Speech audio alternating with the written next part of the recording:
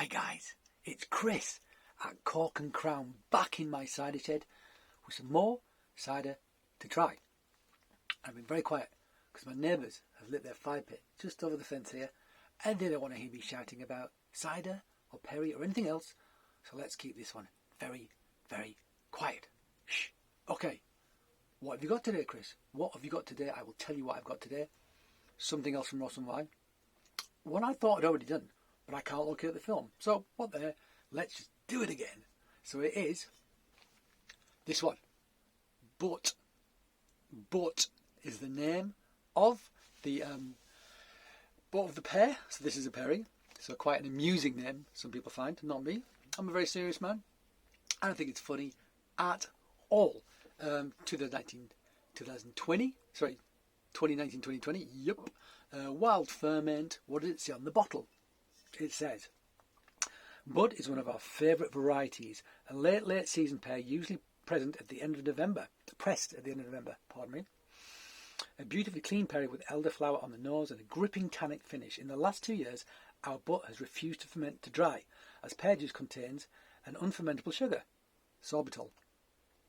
To balance the sugar and the tannin, we blended in 5% foxwhelp, which is super boldly acid, to bring zing and acidity to complete this gorgeous perry. We found it ideal with toffee waffles. Well, I haven't got any toffee waffles.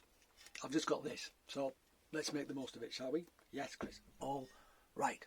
And let's try not to disturb the neighbours, because I do sit out here a lot and shout a lot about cider.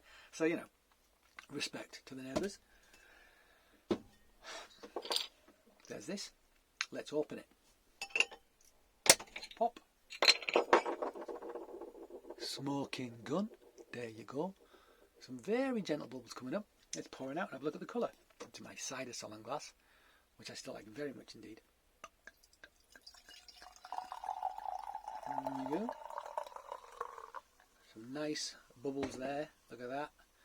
Nice little head on top. It seems to me that perry does return its head more than cider quite often. I don't know if it's to do with protein, because in beer it's protein that gives you the head and stuff. So I wonder if there's more protein in pear. Don't think so. Anyway, it's a theory, isn't it? Yes, Chris, it is. A bad one. Alright, forget it. Right, so, hang on. Get the condensation off the glass. Hold it up. There you go. It's quite a nice colour. It's sort of brassy. I want to say it's brassy rather than gold or amber. But you could say it's straw gold if you want. But there's a brassiness to it, which I really like, actually. I really do like. Let's smell it.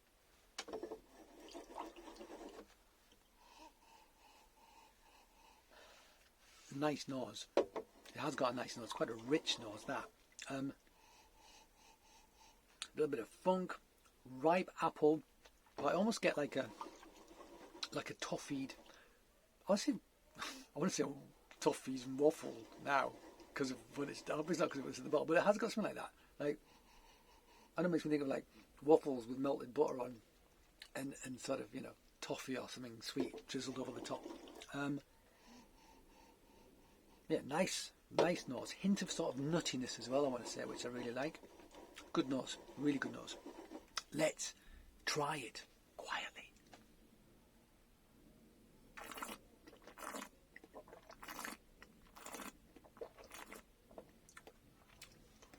Bold tannin. Squeaky mouth, squeaky teeth. Lots of astringentity. By gum, 5% foxwhelp. Tell you what, there's only 5% foxwhelp. But foxwhelp kicks or packs an incredible acidic punch. And that 5%, you can absolutely feel it. It's really zippy. But underneath that, you do that kind of smell I got on the nose, which made me think of like, almost like maybe pancakes with melted butter and like toffee or caramel over the top. There's a hint of that in there, but it's also really fruity.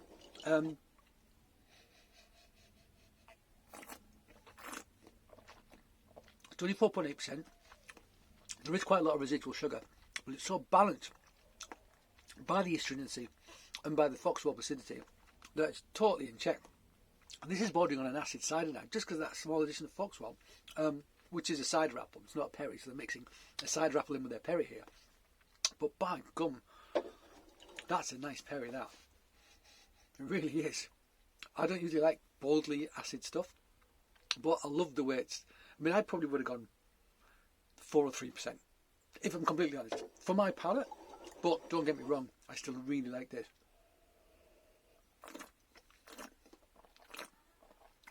Yeah, I really do. I really like it.